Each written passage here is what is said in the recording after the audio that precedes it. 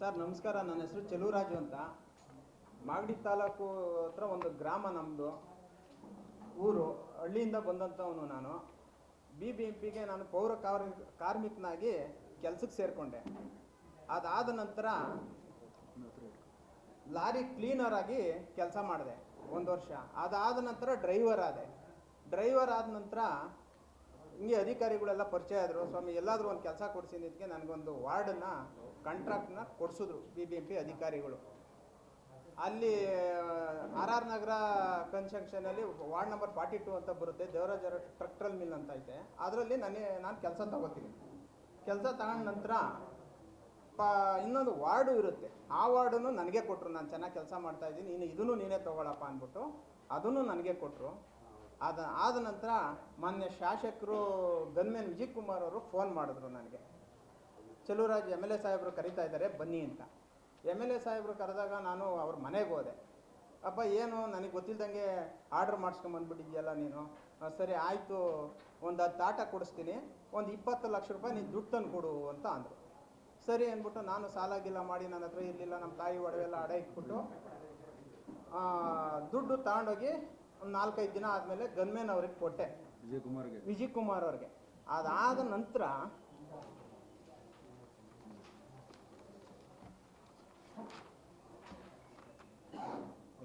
ಪತ್ರ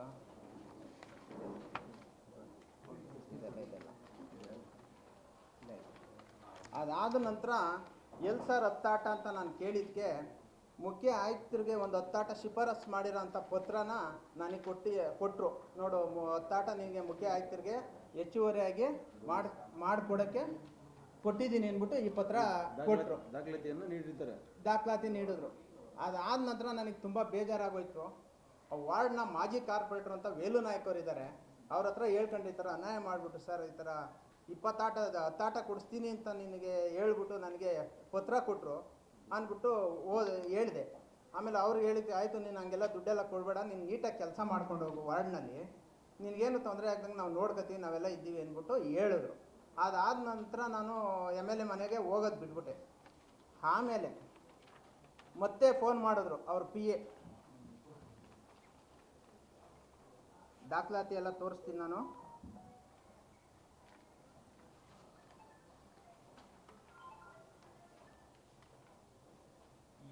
ನೋಡಿ, ಎಸ್, ಮುಂದ್ರತ್ನ ಸಾಹೇಬರು ಕೇಳಿದ್ರು, ಅವ್ರ ಗನ್ಮೇನ್ ಹತ್ರ ಕೊಟ್ಟೆ ನಾನು.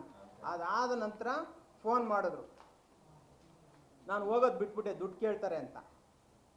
ಸರಿ, ಜೂನ್ ತಿಂಗಳಲ್ಲಿ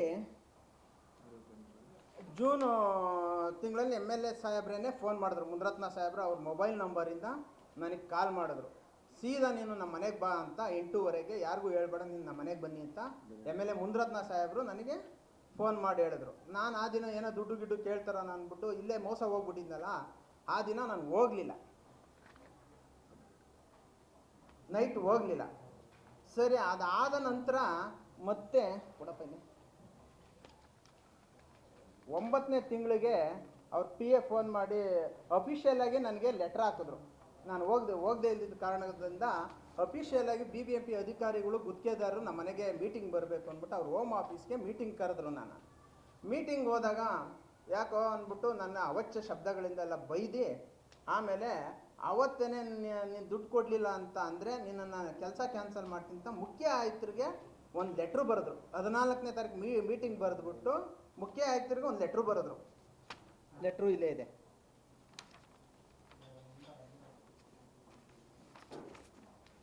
ಹದಿನಾಲ್ಕನೇ ತಾರೀಕು ಯಾವುದಪ್ಪ?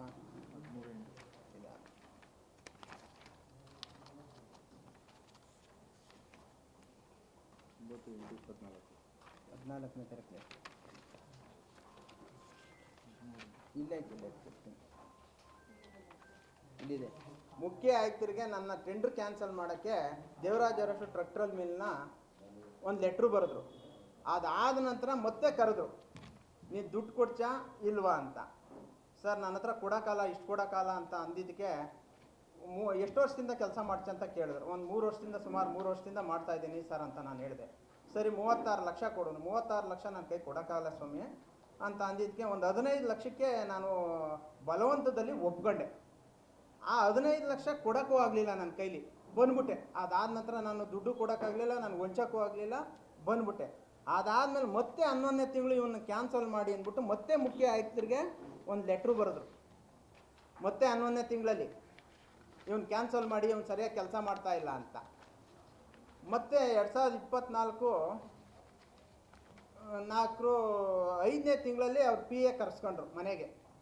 ಅಧಿಕಾರಿಗಳ ಮುಖಾಂತರ ಮೀಟಿಂಗ್ ಕರೆದಿದ್ದಾರೆ, MLA ಸಾಹೇಬರು ಬಂದು ಭೇಟಿ ಮಾಡಬೇಕು ನೀನು ಅಂತ.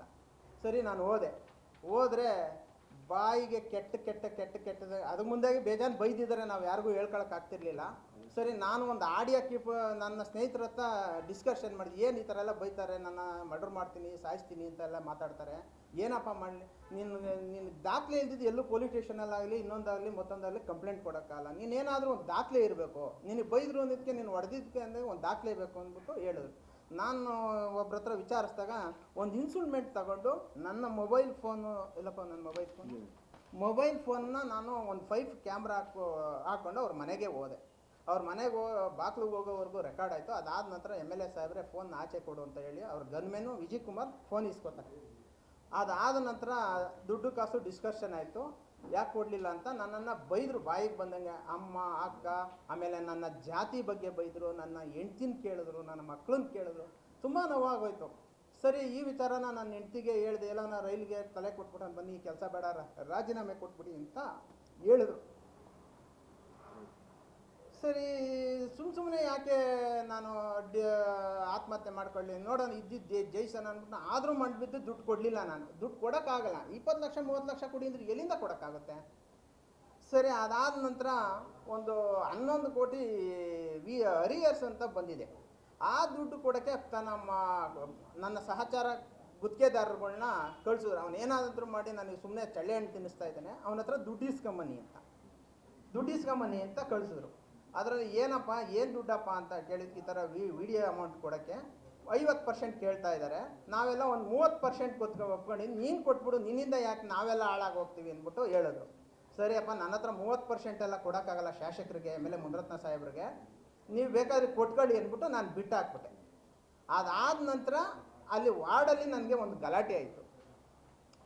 ಗಲಾಟೆ ಆದರೆ ನಾನು ಹೋಗಿ ಕಂಪ್ಲೇಂಟ್ ಕೊಟ್ಟರೆ ಅದನ್ನು ರಾಜಿ ಸಂಧಾನ ಮಾಡ್ತೀನಿ ಅಂದ್ಬಿಟ್ಟು MLA ಮುನಿರತ್ನ ಸಾಹೇಬರು ವಸಂತ್ ಕುಮಾರ್ ಅನ್ನೋರು ನನಗೆ ಫೋನ್ ಮಾಡಿದ್ರು 11:30 ನೈಟು. ಬಾಯಿಲಿ ನಿನ್ನ ಹೊಡೆದವನ್ನೆಲ್ಲ ಜೈಲಿಗೆ ಹಾಕಿಸ್ತೀನಿ MLA ಸಾಹೇಬ್ರ ಹತ್ರ. ಅಲ್ಲೋದ್ರೆ ಇವ್ರೇನು ಮಾಡ್ತಾರೆ, ನಾನು ದುಡ್ಡು ಕೊಡಬೇಕಾಯ್ತಲ್ಲ, ಆ ದುಡ್ಡನ್ನು ಕೊಡು, ಆಮೇಲೆ ನಿನ್ನ ಈ ಕೆಲಸನ ನಿನ್ನ ಸಾಲ್ವ್ ಮಾಡಿಸ್ತೀನಿ ಅಂತ ಹೇಳಿದ್ರು. ಸರಿ, ಇದೆಲ್ಲ ಆಯ್ತಾ ಹಿಂಗೆ ಹೋಗ್ತಾ ಇತ್ತು. ಸರಿ, ನಿನ್ನೆ ಅನಿರ್ದಿಷ್ಟ ಕಾರಣವಾಗಿ ಸಿಕ್ಕಿದ್ರು. ಯಾರು? ವಸಂತ್ ಕುಮಾರ್ ಅನ್ನೋ ವ್ಯಕ್ತಿ ನನಗೆ ಸಿಕ್ಕದ. MLA ಸಾಹೇಬ್ ದುಡ್ಡು ಕೊಡಲಿಲ್ಲ ಅಂದರೆ ನಿನ್ನ ರೇಣುಕಾ ಸ್ವಾಮಿ ಗತಿ ಮಾಡಿದ್ವಲ್ಲ, ಆ ಥರ ಮಾಡಿಬಿಡ್ತಾರೆ, ಮರ್ಯಾದೆಗೆ ನಿನ್ನ ಯಾರಿಗೂ ಗೊತ್ತಿಲ್ದಂಗೆ ಎಲ್ಲೂ ಕಂಪ್ಲೇಂಟ್ ಕೊಡ್ದಂಗೆ ನೀನು ತಗೊಂಡೋಗಿ ದುಡ್ಡು ಕೊಟ್ಟರೆ ನೀನು ಬದಿಕತ್ಯ, ಇಲ್ಲ ಅಂದರೆ ಗೊತ್ತಲ್ವಾ ರೇಣುಕಾ ಸ್ವಾಮಿ ಕತೆನೇ ನಿನ್ಗಾಗೋದು. ಯಾರು ಗೊತ್ತ? ವಸಂತ್ ಕುಮಾರ್ ಅಂತ. ಈಗ ಒಂದು 3 ದಿನ ಮುಂಚೆ 9ನೇ ತಾರೀಕು ಮುನಿರತ್ನ ಆಪ್ತ, ಮುನಿರತ್ನ ಸಾಹೇಬ್ರ ಆಪ್ತಪ್ಪ. ಅದನ್ನು ನನಗೆ ಯಾಕೋ ಭಯ ಆಗೋಯ್ತು. ಸರಿ, ಇನ್ನೇನು ಮಾಡೋದು ಅಂದ್ಬಿಟ್ಟು ನಾನು ಮಾಧ್ಯಮ ಮಿತ್ರದಲ್ಲಿ ಅಟ್ಲೀಸ್ಟ್ ಇದನ್ನಾದರೂ ಹೇಳ್ಬಿಟ್ಟು, ಇವಾಗ ನಾಳೆ ದಿನ ನನ್ನ ಬಾಡಿ ನೀವು ತೋರಿಸ್ಬೋದು, ಮುನಿರತ್ನ ಭಾಳ ಪ್ರಭಾವಶಾಲಿಯಾಗಿದ್ದಿದ್ರೆ ಮುನಿರತ್ನ ಶಾಸಕರು ನನ್ನನ್ನು ಹೊಡೆದು ಹಾಕ್ಬೋದು, ಇನ್ನೊಂದು ಮಾಡ್ಬೋದು, ಮತ್ತೊಂದು ಆಗ್ಬೋದು, ಏನು ಬೇಕಾದರೂ ಮಾಡ್ಬೋದು. ಅಟ್ಲೀಸ್ಟ್ ಅವಾಗಲಾದರೂ ನೀವು ನನಗೆ ನ್ಯಾಯ ಕೊಡಿಸ್ಬೇಕು. ಹಂಗಾಗಿ ನಾನು ನಿಮ್ಮ ಹತ್ರ ಬಂದಿದ್ದೀನಿ, ಒಂದು ಆಡಿಯೋ ಬಿಡುಗಡೆ ಮಾಡ್ತೀನಿ, ಕೇಳಿಸ್ಕೊಡಿ. ಕೊಡಪ್ಪ ಆಡಿಯೋ.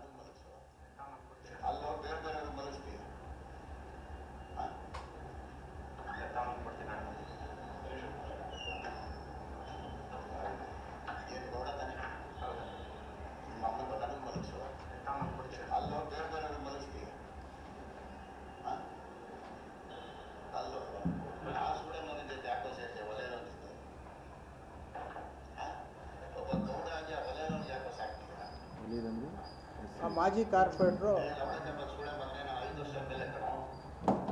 ಅವನಮ್ಮನ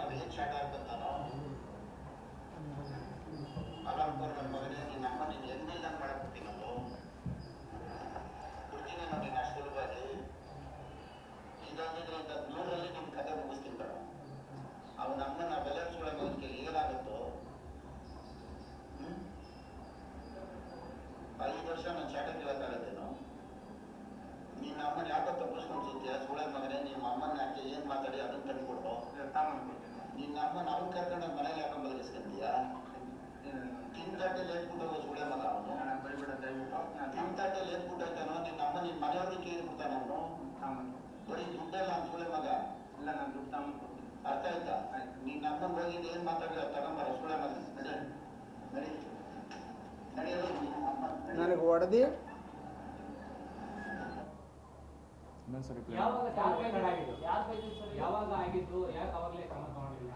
ಯಾವ್ದಾ ಸರ್?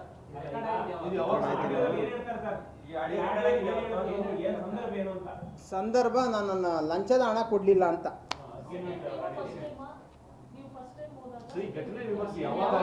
ಇದು ಮೇ 18ನೇ ತಾರೀಕು 17ನೇ ತಾರೀಕು ಮೀಟಿಂಗ್ ಇದೆ ಅಂತ BBMP ಅಧಿಕಾರಿಗಳು ಹೇಳ್ತಾರೆ ಸರ್. ಇಲ್ಲಪ್ಪ ಕೊಡಪ್ಪ. ಮೇ 17ನೇ ತಾರೀಕು BBMP ಅಧಿಕಾರಿಗಳು. ಅದಕ್ಕೆ ಮುಂದೆನೂ ಬೇಜಾರು ನಡೆದಿದೆ, ಅದಕ್ಕೆ ಮುಂಜಾನೂ ಇದೆ ನಿನ್ನ ಹತ್ರ. ಈ ಆಡಿಯೋ ಮೇ 18ನೇ ತಾರೀಕು ಅವ್ರ ಮನೆಯಲ್ಲಿ ಹೋಮ್ ಆಫೀಸಲ್ಲಿ ನಡೆದಿದೆ ಇದೇ ವರ್ಷ. ಅಧಿಕಾರಿಗಳು ಮೀಟಿಂಗ್ ಕರೆದಿದ್ದಾರೆ, ಬಾ ಅಂತ ಕರೆಸ್ಕೊಂಡು ನಾನು ದುಡ್ಡು ಕೊಡ್ತಿದ್ದೆ. ಇದಕ್ಕೆ ನನ್ನ ನಾನು ಅವತ್ತು ಸೂಸೈಡ್ ಮಾಡ್ಕೋಬೇಕು ಅಂತಲೂ ಡಿಸೈಡ್ ಮಾಡಿದೆ. ಈ ಥರ ಎಲ್ಲ ಮನೆಗೆ ಹೋದರೆ ಏನಂತ ಕೇಳ್ತಾರೆ, ನೀನು ದುಡ್ಡು ಕೊಡೋಕ್ಕಾಗಲಿಲ್ಲ ಅಂದರೆ ನನಗೆ ಹೇಳ್ಕೊಳಕ್ಕೆ ನಾಚಿಕೆ ಆಗುತ್ತೆ. ಆದ್ರೂ ಹೇಳ್ತೀನಿ, ಮಾತು ಪ್ರಪಂಚಕ್ಕೆ ಗೊತ್ತಾಗಲಿ ಆ ಥರ ಶಾಸಕರ ಏನು ಮಾತಾಡ್ತಾನೆ. ನೀನು ಹೆಂಡ್ತಿ ಚೆನ್ನಾಗಿದ್ದಾರೆ, ನೀನು ಹೆಂಡ್ತಿ ಫೋಟೋ ಇದ್ರೆ ತೋರಿಸು ಅಂತಾರೆ. ಯಾರಾದರೂ ಸುಮ್ಮನೆ ಇರ್ತಾರಪ್ಪ. ನಾನು ಅಷ್ಟು ನೊಂದುಬಿಟ್ಟಿದ್ದೀನಿ. ಸರಿ ಕಂಪ್ಲೇಂಟ್ ಕೊಡೋಣ ಅಂದರೆ ದಾಖಲಾತಿ ಇಲ್ಲ ನನ್ನ ಹತ್ರ. ಆದ್ರೂ ನಾನು ಎಷ್ಟೋ ಆದಷ್ಟನ್ನ ನಾನು ಇದನ್ನು ಒಂದು 3-4 ಆಡಿಯೋ ರೆಡಿ ಮಾಡ್ಕೊಂಡಿದ್ದೀನಿ. ಅದನ್ನು ಇಟ್ಕೊಂಡು ಇವತ್ತು ಮಾಧ್ಯಮ ಮಿತ್ರಗಾರರಿಗೆ ಕೊಟ್ಟು ನಿಮ್ಮ ಮುಖಾಂತರ ಅಂದ್ರೆ ನನಗೆ ನ್ಯಾಯ ಸಿಗಲಿ ಅಂದ್ಬಿಟ್ಟು ನಾನು ಬಂದಿದ್ದೀನಿ. ಪದೇ ಪದೇ ನನಗೆ ತೊಂದರೆ ಕೊಡೋದು, BBMP ಅಧಿಕಾರಿಗಳಿಗೆ ಲೆಟ್ರ್ ಕೊಡೋದು, ನೀನು ಕೆಲಸ ಕಿತ್ತಾಕಿ ಅಂತ. ಈ ಥರ ಎಲ್ಲ ಮಾಡಿ ಮೊನ್ನೆ ರೇಣುಕಾಸ್ವಾಮಿ ಇದು ವಿಚಾರ ಬಂದಿದ್ದಕ್ಕೆ ನನಗೆ ತುಂಬ ಭಯ ಆಗೋಯ್ತು. ಹಂಗಾಗಿ ನಮ್ಮ ಅಟ್ಲೀಸ್ಟ್ ನನ್ನ ಯಾವಾಗ ಬೇಕಾದರೂ ಹೊಡೆದಾಕ್ತಾರೆ, ಅದು ನನಗೆ ಚೆನ್ನಾಗಿ ಗೊತ್ತಿದೆ. ಅವರು ಬಲಿಷ್ಠವಾಗಿದ್ದಾರೆ. ಹಂಗಾಗಿ ನಾನು ನಿಮ್ಮನ್ನು ಮನೆ ಮಾಡಿ ನನಗೆ ಸೂಕ್ತ ರಕ್ಷಣೆ ಕೊಡಬೇಕು. ಈಗ CMಗೂ ಹೋಗ್ತಾ ಇದ್ದೀನಿ, CMಗೆ ಭೇಟಿ ಮಾಡಿಬಿಟ್ಟು CMಗೆ ಒಂದು ಕಾಪಿ ಕೊಡೋಕೆ ಹೋಗ್ತಾ ಇದ್ದೀನಿ. ನಾನು ಹೋಮ್ ಮಿನಿಸ್ಟ್ರನ್ನು ಭೇಟಿ ಮಾಡ್ತಾ ಇದ್ದೀನಿ. ಆಲ್ರೆಡಿ ನಾನು ಲೋಕಾಯುಕ್ತಕ್ಕೆ ಕಂಪ್ಲೇಂಟ್ ಕೊಟ್ಬಿಟ್ಟು, ಎಲ್ಲಪ್ಪ ಅದು ಕಾಪಿ ಇಲ್ಲಿ ಲೋಕಾಯುಕ್ತ, ಈಗ ಲೋಕಾಯುಕ್ತ ಕಂಪ್ಲೇಂಟ್ ಕೊಟ್ಬಿಟ್ಟು ನಾನು ಬಂದಿದ್ದೀನಿ.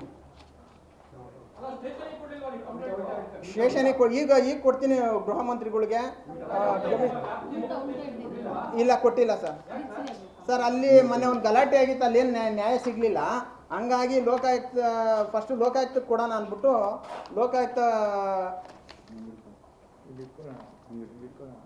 ಲೋಕಾಯುಕ್ತಕ್ಕೆ ಕೊಟ್ಬಿಟ್ಟು ಬಂದಿದ್ದೀನಿ.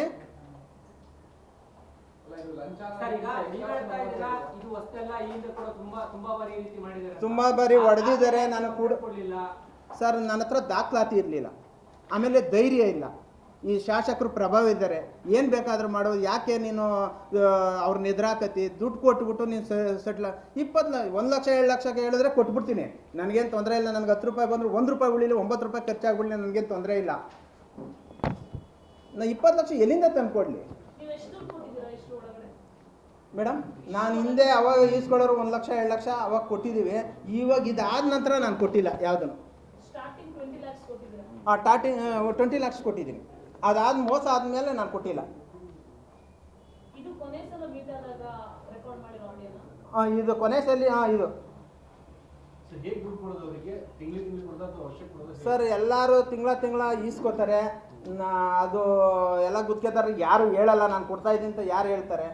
ನನಗೆ ನೋವಾಗಿದ್ದು ನಂದು ಎಷ್ಟಿದೆ ಅಷ್ಟನ್ನು ಮಾತ್ರ ನಾನು ದಾಖಲೆ ಸಮೇತ ಬಿಡುಗಡೆ ಮಾಡ್ತಾ ಇದ್ದೀನಿ ಹೊರತು ಬೇರೆ ಯಾವ್ದು ಪ್ರಭಾವಶಾಲಿ ಆಗಿರೋ ದೇಶದಿಂದ, ನನ್ನ ಜೀವಕ್ಕೆ ಅಪಾಯ ಇರೋ ದೇಶದಿಂದ ನಾನು ಬಂದಿದ್ದು ಪ್ಲಸ್ ಕಪ್ಗೆ. ಇಲ್ಲಾಂದರೆ ನಾನು ಬರ್ತಿಲ್ಲ. ಬೇರೆಯವ್ರು ಹೇಳಿದಾಗಲಿ, ಇನ್ನೊಬ್ರು ಆಗಲಿ ಮತ್ತೊಬ್ರು ಆಗಲಿ ನನಗೆ ಯಾರೂ ಹೇಳ್ಕೊಟ್ಟಿಲ್ಲ. ನಾನು ತಡೆದೆ, ಇರಪ್ಪ ನಾನು ಗುತ್ತಿಗೆದಾರನ ಕೆಲಸ ಮಾಡೋಕ್ಕೆ ಬಂದು ನನ್ನ ಗುತ್ತಿಗೆದಾರನ ಕೆಲಸ ಮಾಡ್ಕೊಂಡು ಹೋಗೋಣ, ಈ ಶಾಸಕರನ್ನೆಲ್ಲ ಎದುರಾಕೊಂಡು ನಾವು ಕೆಲಸ ಮಾಡೋಕ್ಕಾಗಲ್ಲ ಅಂತ ನನಗೂ ಗೊತ್ತು. ಆದ್ರೆ ವಿಧಿ ಇಲ್ವಲ್ಲ. ಅವ್ರ ರೇಣುಕಾ ಸ್ವಾಮಿ ಹೊಡೆದಾಕ್ತಾರೆ. ಯಾರು ಗೊತ್ತಾ ರೇಣುಕಾ ಸ್ವಾಮಿ ಹೊಡೆದಾಕಿದ್ದು? ಅವ್ರ ತಂಗಿ ಮಗನೇ ಅಂತ ಅಂದರೆ ಹೆಂಗೆ ಧೈರ್ಯ ಬರುತ್ತೆ? ಆ ವಸಂತ್ ಕುಮಾರ್ ಅನ್ನೋ ವ್ಯಕ್ತಿ ಆಕಸ್ಮಿಕವಾಗಿ ಸಿಕ್ಕಿ ರೇಣುಕಾ ಸ್ವಾಮಿನ ಯಾರು ಗೊತ್ತಾ ಹೊಡೆದಾಕಿದ್ದು? ಮುನಿರತ್ನ ಸಾಹೇಬ್ರು ತಂಗಿ ಮಗ ಅಂತ ಹೇಳ್ತಾರೆ. ನನಗೆ ಗೊತ್ತಿಲ್ಲ, ನನಗೆ ಯಾರು ಅಂತಲೂ ಗೊತ್ತಿಲ್ಲ. ನಾನು ಯಾಕೆ ಕ್ರಿಮಿನಲ್ ಬ್ಯಾಕ್ಗ್ರೌಂಡ್ನೂ ಅಲ್ಲ. ನಾನು ಪೌರ ಕಾರ್ಮಿಕನಾಗಿ ಕಸ ಎತ್ತಕ್ಕೆ ಬಂದಿದ್ದು. ಅದರಿಂದ ಸ್ಟೆಪ್ ಆನ್ ಸ್ಟೆಪ್ಪು ಏನೋ ಕೆಲಸ ಮಾಡ್ಕೊಂಡು ನನ್ನ ಸಂಸಾರ ಮಾಡಿಕೊಂಡು ನನ್ನ ಜೀವನ ಮಾಡಿಕೊಂಡು ಹೋಗ್ತಾ ಇದ್ದೀನಿ. ಸರ್, ನನ್ನ ಹತ್ರ ದಾಖಲಾತಿ ಇರಲಿಲ್ಲ ಪೊಲೀಸ್ ಸ್ಟೇಷನ್ಗೆ ಕಂಪ್ಲೇಂಟ್ ಕೊಡೋಕ್ಕೆ.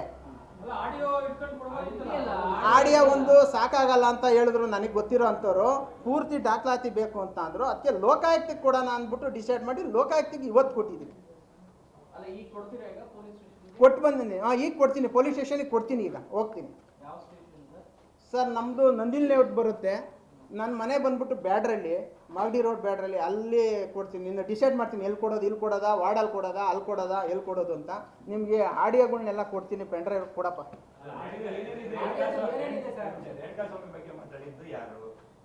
ವಸಂತ್ ಕುಮಾರ್ ಮುನಿರತ್ನ ಸಾಹೇಬ್ರ ಆಪ್ತ. Yes sir. ಈ 9ನೇ ತಾರೀಕು 10 ಕಾಲಿಂದ ಒಂದು 10:30 ಅನ್ಎಕ್ಸ್ಪೆಕ್ಟಾಗಿ ಸಿಕ್ಕಿ. ಇಲ್ಲಾಂದ್ರೆ ಅದನ್ನು ನಾನು ರೆಕಾರ್ಡ್ ಮಾಡ್ಕೋತಾ ಇದ್ದೆ. ಅನ್ಎಕ್ಸ್ಪೆಕ್ಟಾಗಿ ಸಿಕ್ಕಿ. ನನಗೆ ನನ್ನ ಹತ್ರ ಇಲ್ಲ ಸರ್ ಅವ್ರ ಫೋಟೋ ಎಲ್ಲ. ಹೌದು ಸರ್, ಹೌದು. 20 ಲಕ್ಷ ಕೊಟ್ಟಾದ್ಮೇಲೆ ಯಾವುದು ಕೊಟ್ಟಿಲ್ಲ ಸರ್. ಆ ಅಟ್ಟಾಟ ಕೊಡಿಸ್ತೀನಿ ಅಂದ್ಬಿಟ್ಟು ಮೋಸ ಮಾಡಿದ್ರಲ್ಲ, ಅದಾದ್ಮೇಲೆ ಕೊಡ್ಲಿಲ್ಲ. ಈ ಜಾತಿ ಬಗ್ಗೆ ಬೈತಾರಲ್ಲ, ವೇಲು ನಾಯಕರ್ ಅಂತ ಕಾರ್ಪೊರೇಟರ್ ಇದ್ದಾರೆ, ಅವ್ರನ್ನ ಬೈತಾ ಇದ್ದಾರೆ.